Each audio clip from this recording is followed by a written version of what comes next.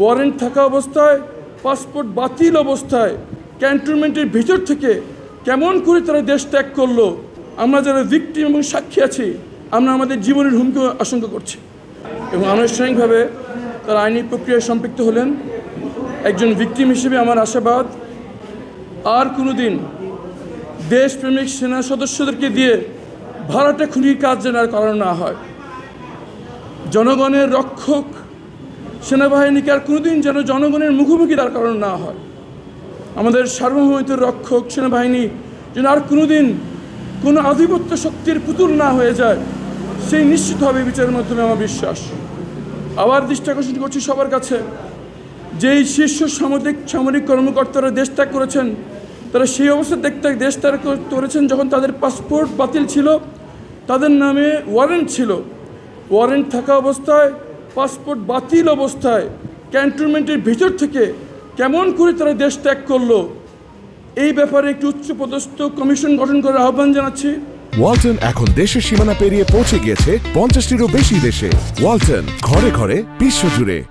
এবং যারা সে সময় কর্মরত ছিল, তাদের হাত থেকে আমাদের সার্বভৌমত্ব এবং নিরাপত্তা দিয়ে আমরা নিশ্চিত থাকতে পারি কিনা একজন ভিকটিম হিসেবে, এই বিষয়ে আমি অন্তর্বর্তী সরকারের কাছে আহ্বান জানাচ্ছি যে যারা দায়িত্বরত ছিল, যাদের ওয়াচে, যাদের তত্ত্বাবধানে থাকা অবস্থায় তারা দেশ ত্যাগ করেছে, তাদেরকেও জবাবদিহির আয়ত্তে আনা উচিত, যাতে যাদের বিচার হচ্ছে এবং যারা দেশ ত্যাগ করেছে তারা যেন কোনোভাবে এই বিচারকে প্রভাবিত করতে না পারে।